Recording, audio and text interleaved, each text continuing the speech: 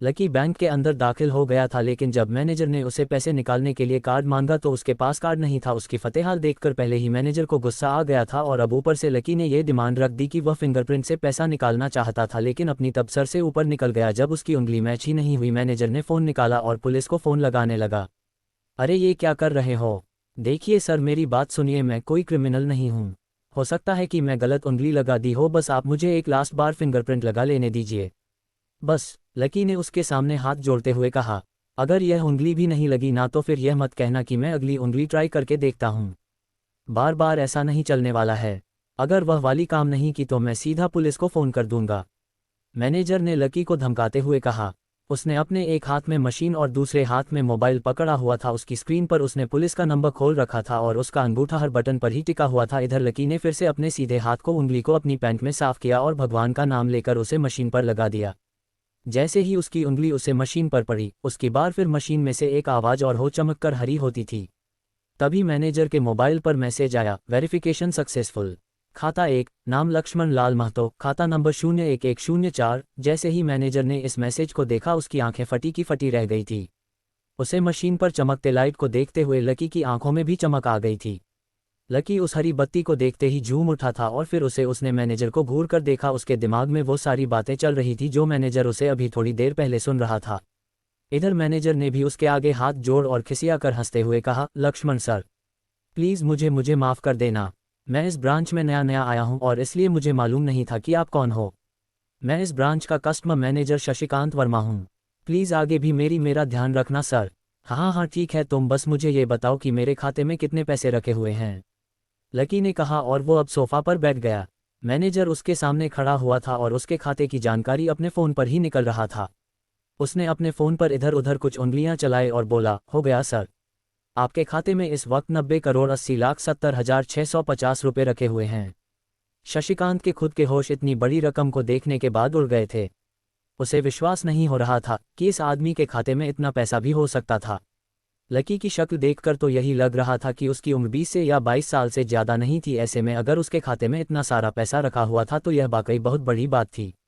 शशिकांत अपने मन में यही सोच रहा था कि दुनिया के 99% लोग अपनी पूरी जिंदगी कम काम करने के बाद भी इतना पैसा नहीं कमा सकते थे जितना कि लकी के खाते में इतनी छोटी सी उम्र में रखा हुआ था। लेकिन उसे लकी ने इधर जब उसके फ़ोन में अपने खाते में पड़ी हुई जानकारी को देखा तो उसके खूब कुछ अजीब लगा। उसे लग रहा था कि उसे तुरंत इतने पैसे को हिसाब से अब अपनी ज़िंदगी को डालने की कोशिश करना शुरू कर देना चाहिए था, वरना उसके साथ वही सब होने वाला था जो कि आज बैंक में उसके साथ हुआ था। अरे सर, खाते में पैसा के अलावा और भी चीज़ हैं जो कि मैं आपको बताना चाहता हूँ। मैनेजर ने फिर से अपने फ़ोन पर उंगलियां फिराई और बोला, सर एक तो आपके खाते से यहाँ एक फरारी जुड़ी हुई दिख रहा है। इसके अलावा आपके खाते में 2 किलो सोने की 100 ईंटें रखी हुई है, 5 किलो सोने की 20 ईंटें हैं, पिकासो की 3 असली प्रिंट है, 20 हीरे है 24 कैरेट के और भी बहुत कुछ है सर। मैनेजर ने हाफ कर अपना पसीना साफ करते हुए कहा। इतना सारा धाम देखने के बाद शशिकांत की तो आंखें ही बाहर निकलने को हो आई थी। उसने कभी लकी जितना अमीर आदमी अपनी जिंदगी में कहीं नहीं देखा था। जितना पैसा, सोना और जायदाद उसके पास थी उसका 10% भी इस ब्रांच में किसी और के पास नहीं था। ठीक है, चलो अब मुझे एक कार्ड दे दो, लकी ने अपने दोनों हाथों को अपने सिर के पीछे रखते हुए कहा। जी मैं अभी आपके लिए एक नया कार्ड बनवा देता हूँ सर, बस मुझे 10 मिनट दीजिए सर, 10 मिनट, शशिकांत ने कहा और फिर लकी ने सामने से निकल गया। जितना देर में लकी ने अपने फ़ोन में फिर से उसे मैसेज को देखकर देखा, उतने ही देर में मैनेजर उसके लिए एक चमचमाता हुआ सुप्रीम कार्ड लेकर उसके सामने आ गया था। लेकिन उसे कार्ड को देखने के बाद न जाने क्यों मैनेजर को ऐसा लग रहा था कि यह कार्ड लकी की संपत्ति के आगे कुछ भी नहीं था।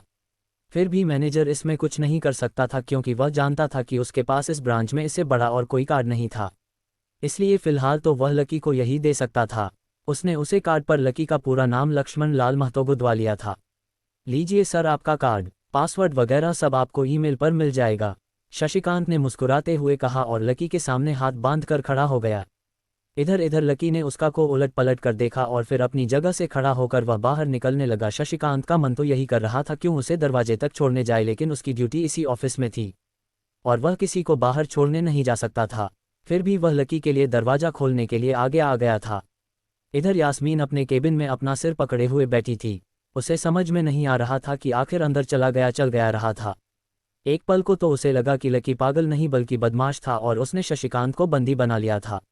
लेकिन जब वह लकी के लिए कार्ड लाने के लिए अपने दफ्तर से बाहर गया आया तो यास्मीन को लगा कि कुछ गड़बड़ नहीं हुई थी। फिर यह इतनी जल्दी में कहाँ जा रहे हैं, उसने अपने आप से पूछा। शशिकांत को सुरक्षित देख बैंक के बाकी लोग भी दरवाजे पर से पीछे हट गए थे। वैसे भी उसे देखते ही सब लोग अपनी अपनी जगह पर वापस दौड़े चले गए जाते थे। शशिकांत का कॉपी ऐसा था कि उसकी आंखों की झलक भर से खड़ा कर्मचारी जाकर अपनी कुर्सी पर बैठ जाता था। लेकिन एक बार शशिकांत के बाद के बाहर आने के बाद वह दोबारा बाहर नहीं आया था और ना ही लकी कमरे से बाहर आया था। इधर यास्मीन परेशान हुए जा रही थी। वह जानती थी कि अगर कुछ भी गड़बड़ होती तो सबसे पहले उसकी नौकरी जाने वाली थी।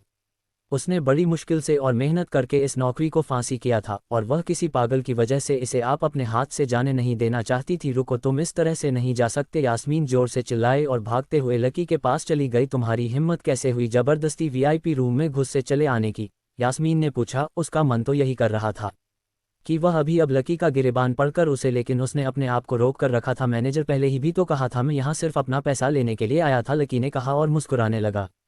यास्मीन ने देखा कि उसके हाथ में एक सुप्रीम कार्ड था और वह उसके उंगलियों के बीच चमक रहा था। यास्मीन के दिमाग में आया कि लकी ने ये कार्ड अंदर से चुरा लिया था और इससे पहले कि वो यहाँ से चोरी करके भाग तैयार अश्विन जोर से चिल्लाई। सिक्योरिटी उसकी आवाज़ को सुनते ही 2 बंदूक वाले गार्डन भेज यास्मीन के पास आए। ये चोरी करके भाग रहा था, पकड़ो इसे। लकी ने जब यास्मीन के मुंह से यह बात सुनी तो उसके कान खड़े हो गए। इससे पहले कि वह वहां से अपनी जान बचाकर भाग पता, सिक्योरिटी वाले ने उसे धर दबोच लिया था और उसकी जेब टटोलने लगे थे। इधर यास्मीन ने देखा कि उसे सुप्रीम कार्ड पर उसने अपना नाम भी गोदवा लिया था। तुम्हारी इतनी हिम्मत कि तुमने शशिकांत सर को डराकर इस पर अपना नाम भी लिखवा लिया, इसकी जेब चेक करो, यास्मीन ने कहा। दोनों में से एक कार्ड लकी की जब टोटलने लगा था। लकी को समझ में नहीं आ रहा था कि आखिर ये लड़की उसे समझा क्या रही थी। अगर उसे इसके खाते या इसकी संपत्ति या सिर्फ उसे इसके परिवार के बारे में भी पता चल जाता तो भी जैस्मिन उसके पास पैरों में गिर जाती। इससे पहले कि लकी अपनी सफाई में खुद कुछ कर पाता है, गार्ड बोला, मैडम इसके जेब में तो कुछ नहीं है। लेकिन इसकी जब फटी हुई है। तभी उसकी बात को सुनकर दूसरे सिपाही ने कहा, मैडम हो सकता है कि यह इसी जेब में चाकू रख कर लाया हो और निकलते वक्त इस चाकू से उसकी जब फट गई हो। अरे पागल हो गया हो क्या, ये सब क्या बोल रहे हो शशिका। इससे पहले कि लकी कुछ का पता, एक गार्ड ने उसके दोनों हाथों को मोड़ मार दिया था। इधर यास्मीन उसके मन में सोच रही थी कि अगर वह चाकू लाया था तो फिर चला कहाँ गया था। बाप रे, अचानक से यास्मीन की आंखें बड़ी सी हो गई। उसे लगा कि लकी ने उसे चाकू से शशिकांत का खून कर दिया था।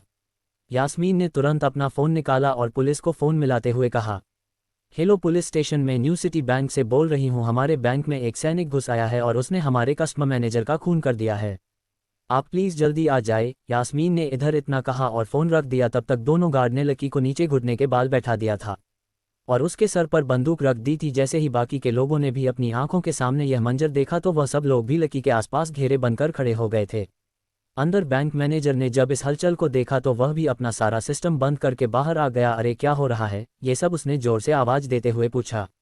जैसे ही सब लोगों ने इसकी आवाज़ सुनी तो वह चौंक गए और शशिकांत वर्मा को और देखने लगे। देखने वालों में यास्मीन भी शामिल थी और उसने देखा कि उसका मैनेजर तो जिंदा और सही सलामत उसकी आंखों के सामने खड़ा था। सर आप जिंदा है, अश्विन ने खुशी और आश्चर्य भरे भाव के साथ शशिकांत की ओर देखते हुए कहा। लेकिन अगले ही पल में उसकी खुशी की जगह दुख ने ले ली थी। उसे एहसास हो रहा था कि आखिर उसने कितनी बड़ी गलती कर दी थी। यास्मीन ने अपनी ही जवान काट ली थी और उसके जले पर नमक छींट का शशिकांत ने उसने कहा, मैं क्यों इतना जल्दी मरने लगा और तुमने ये सब क्या तमाशा लगा रखा है, उसने कहा और फिर उसे वीर की ओर बढ़ने लगा। जैसे ही वह आगे आया उसने देखा कि उन लोगों ने लकी को गर्लफ्रेंड पर बैठा रखा था। अरे ये किसने किया है। शशिकांत तुरंत लकी की ओर दौड़ा और उसने उसके पास खड़े दोनों गार्ड को हटा दिया। फिर उसने लकी को उठाने के लिए अपना हाथ उसकी ओर बढ़ा दिया और बोलकर, I am seriously sorry sir, इस बेवकूफ़ी के लिए मैं आपसे माफ़ी मांगता हूँ। शशिकांत उसके पैरों में ही गिरने को हो गया था। लकी उसका हाथ पकड़कर खड़ा हुआ और फिर यास्मीन की ओर घूमने लगा। आप पूछ रहे थे ना कि यह कितनी किसने किया। इसने किया और इसने सिर्फ इतना ही नहीं किया बल्कि इसने पुलिस को भी बुला लिया। इस लग रहा था कि मैं कोई क्रिमिनल हूँ जिसने आपका खून कर दिया है और आपसे ये कार्ड चुरा कर भाग रहा है, लकी ने यास्मीन की ओर उंगली दिखाते हुए कहा। अचानक सब लोग पीछे हटकर यास्मीन को देखने लगे थे। यास्मीन घबराई हुई थी, कभी फर्श को तो कभी छत को देखे जा रही थी। यास्मीन, शशिकांत ने उसे घूरते करते हुए कहा। उसकी आंखों में छुपे गुस्से को यास्मीन बर्दाश्त नहीं कर पा रही थी, इसलिए उसकी ना तो लकी से और ना ही शशिकांत से नज़र मिलाने की हिम्मत हो रही थी। फिर भी वो जानती थी कि उसका चुप रहना इस वक्त उसी के लिए बहुत खतरनाक हो सकता था। इसलिए उसने कहा, सर मुझे लगा कि यह ज़बरदस्ती अंदर घुस आया है और इसने आपके ऊपर हमला करके आपसे ज़बरदस्ती यह कार्ड बनवा लिया और फिर आपको मार दिया सर, यास्मीन ने कहा। उसकी दरी सनी सिंह में अब आंसू भी आ गए थे। मैनेजर ने जब उसकी यह बात सुनी तो उसने अपना सिर पकड़ लिया यास्मीन जैसे समझदार लड़की इतनी बड़ी भूल कैसे कर सकती थी। उसने लकी को पहचाना ही नहीं था। खैर मैनेजर को लगा कि इसमें उसकी कोई गलती नहीं थी जब वह खुद लकी को नहीं पहचान पाया था, तो फिर यास्मीन कैसे पहचान पाती। इसलिए उसने सोचा सबके सामने उसे कुछ करने से अच्छा था कि हो यास्मीन को एक कोने में ले जाकर लकी की सच्चाई बताएं। शशिकांत ने उसका हाथ पकड़ा और उसे खींचकर अपने साथ के खंभे के पास ले गए और बोला, तुम्हें मालूम है ये कौन है? अरे ये लक्ष्मण लाल महतो है, महतो खानदान का वारिस। तुम्हें पता है ना कि महतो खानदान का खाता हमारे बैंक की जितनी भी शाखाएं हैं उसका सबसे बड़ा खाता है। यास्मीन ने जैसे ही यह नाम सुना उसके पैरों के नीचे से जमीन खींच गई थी। वह जानती थी कि आज न्यू सिटी बैंक अगर इतनी ऊंचाइयों पर पहुंचा था तो उसके पीछे महतो खानदान का सबसे बड़ा हाथ था। इस बात का जिक्र उससे तब भी किया गया था जब उसने नौकरी ज्वाइन की थी। तुम्हें पता है कि इस लड़के के नाम पर कितनी प्रॉपर्टी है? यह अपने दम पर इस पूरे एरिया को खरीद सकता है, शशिकांत ने उसके कानों में फुसफुसाते हुए कहा। यास्मीन जैसे जैसे लकी को देखे जा रही थी वो बड़ी बड़ी आंखों से उसे घूरे जा रही थी। लकी कभी उन दोनों को देख रहा था तो कभी अपने आसपास खड़े लोगों को देख रहा था। अब वह सबसे पहले तो पुलिस को फ़ोन करो और उसने या उससे कहो कि हमसे गलती हो गई थी और उसके बाद जाकर तुम उससे भी माफ़ी मांगो। अगर उसने तुम्हें माफ़ कर दिया तो तुम्हारी किस्मत, वरना समझ लेना कि तुम्हारी नौकरी तो गई, शशिकांत ने कहा और दौड़कर लकी के पास जाकर खड़ा हो गया। इधर यास्मीन अभी भी वही की वहीं खड़ी थी। अभी अभी शशिकांत उसे जो बता कर गया था वो यास्मीन पचा ही नहीं पा रही थी। उसे लग रहा था कि उसमें उसकी कोई गलती नहीं थी, लेकिन कोई उसकी सुनने वाला नहीं था। बैंक उसे छोटी सी मैनेजर के चक्कर में अपने सबसे बड़े कस्टमर को छोड़ने वाला नहीं था। अब मेरे पास और कोई रास्ता नहीं बचा है, यास्मीन ने अपने आप से कहा और फिर अपनी जेब से फ़ोन निकालकर पुलिस थाने में फ़ोन लगाया। जैसे ही यास्मीन ने पुलिस वालों से यह कहा कि उसे गलती हो गई और जिसे वह बदमाश समझ रही थी, असल में वह बदमाश नहीं बल्कि शहर के सबसे बड़े रईस का बेटा था। जो उधर से आवाज़ है, मैडम सॉरी लेकिन अब तो गाड़ी निकल गई है, वहाँ पहुँचती ही होगी। अब आपको जो भी कहना है इंस्पेक्टर साहब से कह देना। और उसे पुलिस वाले ने फ़ोन काट दिया। मर गया, यास्मीन ने अपने आप से कहा। उसके हाथ थर थर का काटने लगे थे। उसे समझ में नहीं आ रहा था कि अब वह क्या करें। अब उसके पास लड़की लकी से माफ़ी मांगने के अलावा और कोई चारा नहीं था। लेकिन अगर इसने मुझे माफ़ नहीं किया और उल्टा मेरे ऊपर अब मेंशन का चार्ज लगा दिया तो, यास्मीन ने अपने आप से कहा और अब और भी ज़्यादा घबरा गई। उसने देखा कि लकी उसे घूर कर देख रहा था। शशिकांत वर्मा कोशिश कर रहा था कि वह लकी को शांत करवाने के लिए पानी पिला दे या फिर उसे बैठा दे, लेकिन लकी वहां से हिलने का नाम तक नहीं ले रहा था। यास्मीन उसके पास पहुंच गई थी। वैसे तो वह जानती थी कि उसके माफ़ी मांगने से उसकी किस्मत बदलने वाली तो नहीं थी, फिर भी उसने एक बार कोशिश करनी चाहिए। और लकी ने कहा, सर मैं आपको गलत समझ रही थी, एक सीटो अली आपके।